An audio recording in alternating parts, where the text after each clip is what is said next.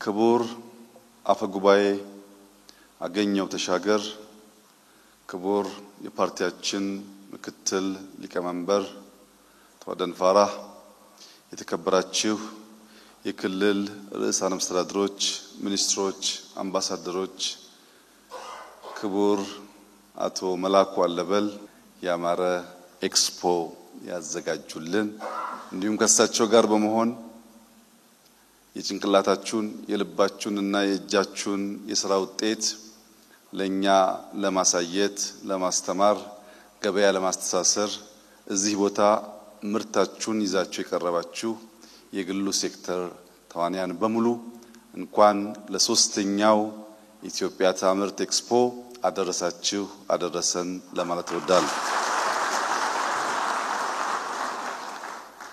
የኢትዮጵያን ኢኮኖሚ መቀየር የግድ ነው። ያልተቀየረ ኢኮኖሚ የጸና ሀገር ሊያቆም አይችልም የሚል እሳቤ ይዘን ኢኮኖሚውን ማንቀሳቀስ እንደ ኢንትሪ ፖይንት የወሰድነው አጠቃላይ ኢንዱስትሪ ነው። ኢንዱስትሪውን በመቀየር በማዘመን እና ምርታማነቱን በማሳደግ የኢትዮጵያን ኢኮኖሚ እንቀይራለን ካልን በኋላ ያን ኢንዱስትሪ በተለያዩ ሰብ ሴክተርስ ስንከፍል አንዱ ጎልቶ የወጣው አምራች ኢንዱስትሪ ነው። አምራች ኢንዱስትሪ በራሱ እንዲያድግ ብቻ ሳይሆን አምስቱ የኢኮኖሚ ምሰሶ ተብለው የተለዩ ጥቅል ኢንዱስትሪዎችን ድልድይ ሆኖ ማዘመን፣ መቀየር፣ ማሳደግ እንዲችል ታሳቢ ተደርጎ የተዘጋጀ የ10 ዓመት የብልጽግና እቅድ ነበረን። በዚህ እቅድ ውስጥ ግብርናን እንደ አንድ ምሰሶ ስንወስድ አምራች ኢንዱስትሪው ድልድይ ሆኖ ግብርናን ለሀገር ውስጥ ፍጆታና ለውጭ ገበያ አቅራቢ መሆን በሚችል መልክ ይቀይረዋል የሚል እሳቤ ነበረን። ሁለት ምሳሌዎች ከግብርና ሴክተር ለማንሳት ኢምፖርት እናደርግ የነበረውን ስንዴ በሀገር ውስጥ ምርት መተካት ስናስብ አምራች ኢንዱስትሪው ትራክተር፣ ፓምፕ፣ ድሪፕ ኢሪጌሽን ያመርታል በሚል እሳቤ ነበር። በኢትዮጵያ ውስጥ በርካታ ማሽኖች መገጣጠም ማምረት የሚያስችል አቅም እየጎለበተ ሲመጣ ለአመታት እስከ $1 ቢሊዮን ገደማ ለኢምፖርት ስናወጣ የነበረውን የስንዴ ምርት በሀገር ውስጥ ለማምረት አስችሎናል። በሀገር ውስጥ ማምረትና መተካት ብቻ በቂ ስላልነበረ የግብርና ሴክተር ኤክስፖርቱን ማሳደግ አለበት የሚል እሳቤ ስንይዝ ድልድይ ሆኖ ያን ሴክተር ያንቀሳቅሳል ብለን ያሰብነው አምራች ኢንዱስትሪ ነው። ሁላችሁም እንደምታውቁት ቡና በኢትዮጵያ ኤክስፖርት ረዘም ላለ ጊዜ ውስጥ ከፍተኛውን ድርሻ ሲጫወት ቆይቷል። የቡናን ምርታማነት ለማሳደግ አምራች ኢንዱስትሪው ለችግኝ ፕላስቲክ ማምረት ካልቻለ፣ ለኢሪጌሽን ቲዩቦች ማዘጋጀት ካልቻለ፣ መልቀሚያ መኮትኮቻ ማሽኖች ማምረት ካልቻለ ቡና ብቻውን ማደግ አይችልም። ዘንድሮ 400,000 ገደማ ቶን ቡና ለውጭ ሀገር ገበያ ውለን በኢትዮጵያ ታሪክ ለመጀመሪያ ጊዜ $2 ቢሊዮን ገደማ ገቢ አግኝተናል። ይሄ ከአምናው እንኳን ሲወዳደር $1.4 ቢሊዮን ነበር አምና ቡና ያስገባ ነው። ዘንድሮ $2 ቢሊዮን ገደማ ሆነ ማለት ለውጡ ሲጀመር ከነበረበት 700 ሚሊዮን ገደማ ወደ 3 እጥፍ ያደገ እንዲሆንና ግብርና አንዱ የእድገታችን ምሰሶ ሆኖ እንዲቆም ያደረገው አምራች ኢንዱስትሪ ነው። በሁለተኛነት በምሰሶነት የወሰድነው ማይኒንግ ነው። ማይኒንግ በጥቅሉ ኢንዱስትሪ ውስጥ የሚያርፍ ቢሆንም እንደ አንድ ምሰሶ አምራች ኢንዱስትሪው ድልድይ ሆኖ ሽግግር ያረጋግጥለታል የሚል እምነት ነበር። ሁላችሁም እንደምታውቁት ኢትዮጵያ በተፈጥሮ ሀብት የታደለች ሀገር ናት። በርከት ያሉ የማይኒንግ ሀብት አላት። አሁን ዓለም ይጠቀምበት የባትሪ ሮ ማቴሪያል ሊቲየም እኛ ሀገር ውስጥ በስፋት ይገኛል። ለብረት አይረን ኦር ይገኛል። ለማዳበሪያ ፖታሽ ይገኛል። ኢትዮጵያ ውስጥ ወርቅና ነዳጅ ብቻ ሳይሆን በርከት ያሉ የከርሰ ምድር ሀብቶች አሉን። እነዚህን ሀብቶች አውጥተን ለመጠቀም አምራች ኢንዱስትሪው ጉልህ ሚና አለው። ልክ እንደ ስንዴውና እንደ ቡናው ከአመት 2 አመት በፊት በአገር ውስጥ ሲሚንቶ ምርት ቀንሶ ዋጋውም ከፍ ብሎን ይቸገር ነበር። አምራች ኢንዱስትሪው ባደረገው የድልይነት ሚና ሲሚንቶ በአገር ውስጥ ማምረት ተጨማሪ ምርት ማምረት በመቻላችን የሀገር ውስጥ ፍጆታ ማሟላት ብቻ ሳይሆን ለኤክስፖርት ዝግጅት እያደረግን እንገኛለን።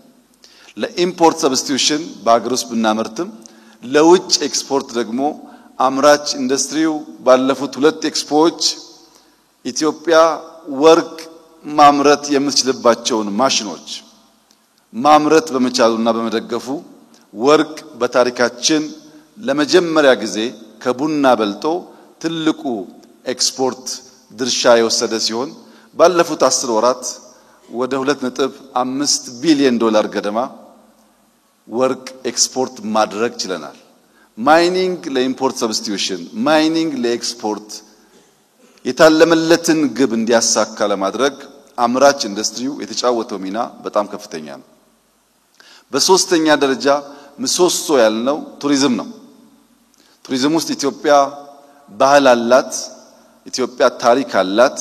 ባህሏና ታሪኳን አዘምነን ሰርቪስ መስጠት የሚያስችል አቅም ከገነባን ሊታዩ የሚገባቸው በጣም በርካታ ሀብቶች ኢትዮጵያ ውስጥ እንዳሉ ይታወቃል።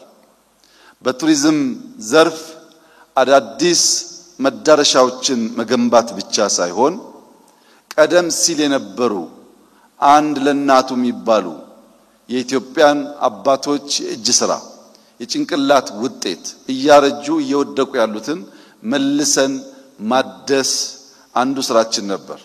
ከዚህ ውስጥ በርካታዎቻችን በቅጡ ሰምተን የማናቀው አላላ ኬላ ሊጠቀስ ይችላል፣ ላሊበላ ሊጠቀስ ይችላል፣ ፋሲል ሊጠቀስ ይችላል፣ የአባ ጅፋር ቤተ መንግስት ሊጠቀስ ይችላል።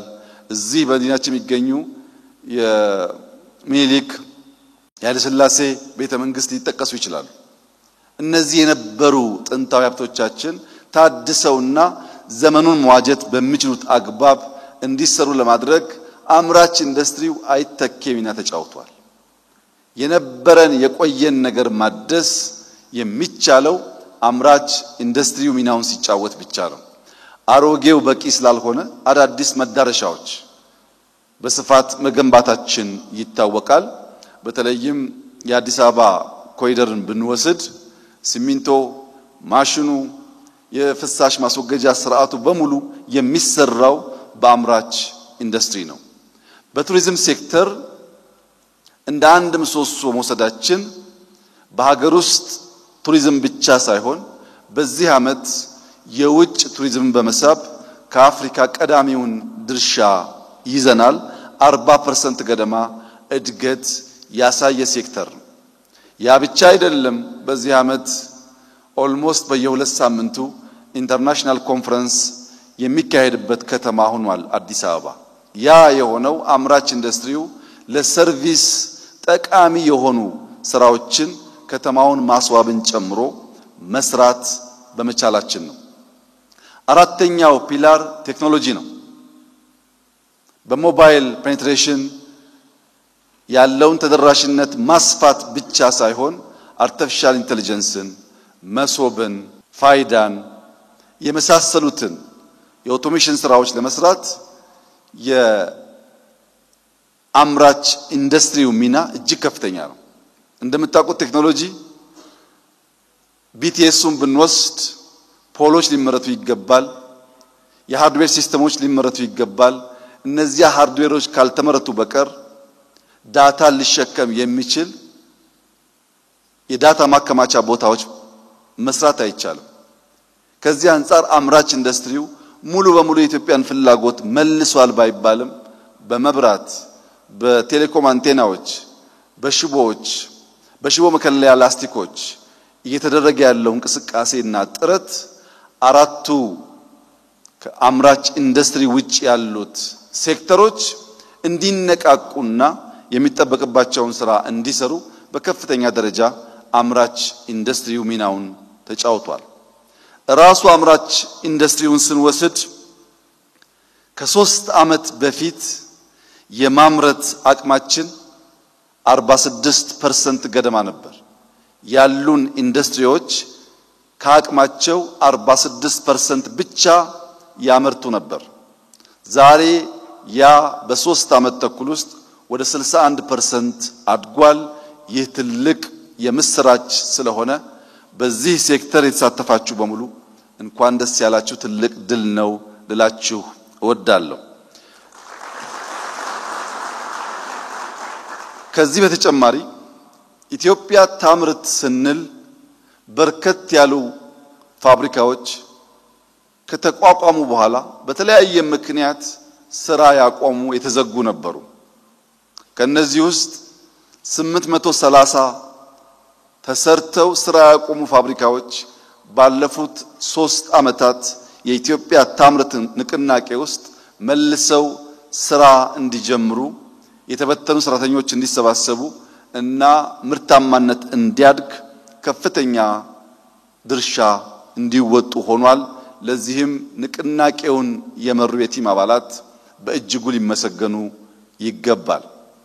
ከዚህ በተጨማሪ ከ1 ሚሊዮን እስከ 90 ሚሊዮን ገደማ ኢንቨስት የተደረገባቸው አነስተኛ እና መካከለኛ ኢንዱስትሪዎች ባለፉት 3 ዓመት ተኩል ውስጥ በኢትዮጵያ 13800 አነስተኛና መካከለኛ ኢንዱስትሪዎች ስራ ጀምረዋል።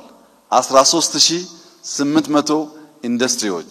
ይህ ትልቅ የምስራችና ብስራት ስለሆነ ይህ ነገር እንዲሳካ መሬት፣ ኢነርጂ፣ ፍቃድ፣ ፋይናንስ በማቅረብና በመደገፍ የበኩላችሁን ሚና የተጫወታችሁ በሙሉ እንኳን ደስ ያላችሁ ልላችሁ ወዳለሁ።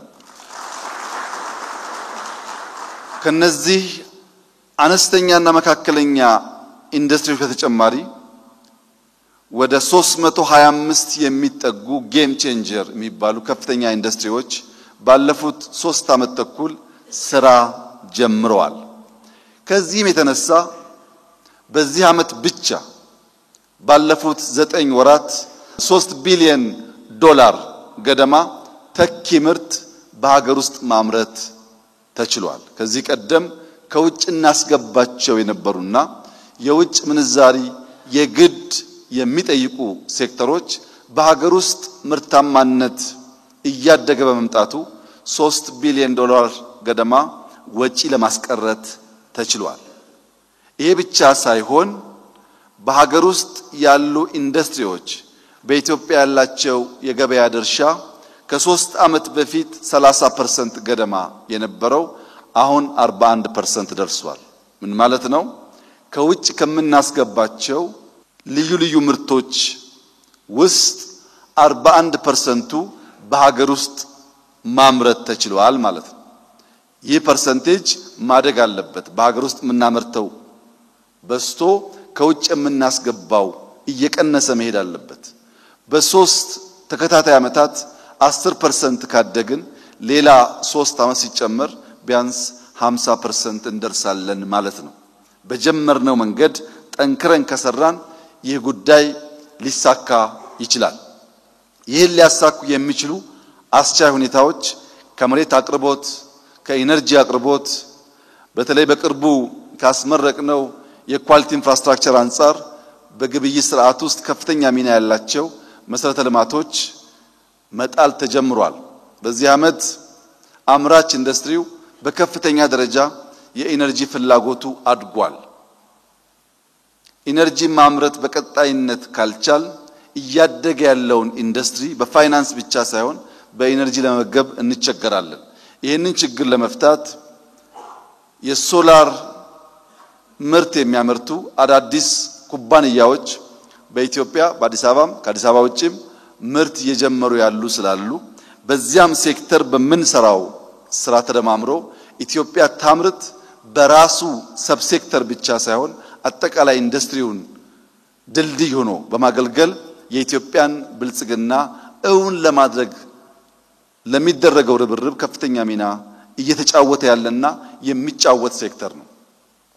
በእድገት ደረጃ ብንወስድ ኢትዮጵያ ታምርትን ስንጀምር የዚህ ሰብ ሴክተር እድገት 5% ነበር። በአመቱ ወደ 7% አደገ። ባለፈው አመት 10% ነበር። በዚህ አመት 13% ገደማ እድገት ይጠበቃል። ኢንዱስትሪው 13% ካደገ ሌሎች ሴክተሮች ሲታከሉ የኢትዮጵያ እድገት ምን ሊሆን እንደሚችል መገመት አያዳግትም። የኢትዮጵያ እድገት በቀጣይነት እንዲፋፋም አምራች ኢንዱስትሪው ከፍተኛ ሚና ያለው ስለሆነ ክቡር አቶ መላኩና የሳቸው የሥራ ባልደረቦች እንዲሁም በእኛ ቢሮ የተቋቋመው ስትሪንግ ኮሚቴ በርብርብ ከሚሰሩባቸው መስኮች አንዱ እያንዳንዱን ሴክተር በመቅረብ ችግሩን በመረዳትና በማገዝ ምርታማነት እንዲሰፋ እንዲያድግ ማድረግ፣ ገበያ እንዲተሳሰር ማድረግ፣ በውጭ ያለን ገበያ እንዲያድግ ማድረግ ነው። ከዚህ አንፃር ኢትዮጵያ ታምርት ብለን ስራ ከጀመርን ጊዜ ጀምሮ የመጣው ውጤት ከ5% ወደ 13% በ3 አመት ውስጥ ለውጥ ማምጣት ከተቻለ በሚቀጥሉት 5-10 አመታት የት ልንደርስ እንደምንችል መገመት አያዳግትም። ይሄ ሁሉ ድል ይሄ ሁሉ ውጤት ግን ችግር አልባ ፈተና አልባ አይደለም። መፍጠር ብዙ ችግር አለበት። የማምረቻ ቦታ ችግር አለ፣ ሎጂስቲክስ ችግር አለ፣ ፋይናንስ ችግር አለ፣ የውጭ ምንዛሪ እጥረት አለ። ፈጠራ ችግር ከሌለ አያስፈልግም።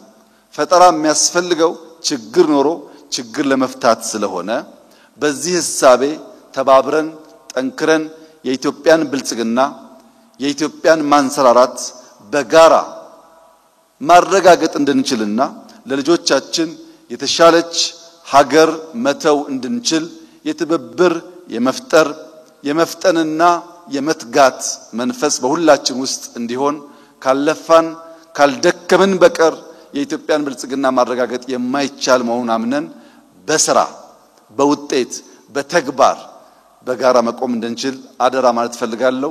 የተጀመረው ስራ እጅግ የሚያበረታታ ነው። ወጣቶች፣ ተማሪዎች፣ ተመራማሪዎች እዚህ ሲኤምሲ የሚገኘው አዲሱ የኮንቬንሽን ሴንተር በመምጣት ምርቶች እንዲያዩ እንዲያበረታቱ አንዳንድ ሙከራ የሚያደርጉ ሰዎችም ለትብብር አመቺ አውድ ስለሆነ ይህ ኤክስፖ በሚቆይበት ጊዜ ውስጥ በርካታ ሰዎች መጥተው እንደሚያዩ ትምህርት እንደሚቀስሙ ያለኝን ሙሉ እምነት እየገለጽኩ በዚህ ስራ የተሳተፋችሁ አመራሮች፣ ፈጣሪዎች፣ የግል ሴክተር ባለሀብቶች በሙሉ እንኳን ደስ ያላችሁ። የኢትዮጵያን ማንሰራራት ጅማሮ ለማብሰር የሚያስችል መሰረት እየጣላችሁ በመሆኑ እጃችሁም ልባችሁም አእምሯችሁም ሳይታክት ተሰናስሎና ተደምሮ የኢትዮጵያን ብልጽግና እንዲያረጋግጥ አደራ አላችሁ ፈልጋለሁ። እጅግ አድርጌ አመሰግናለሁ።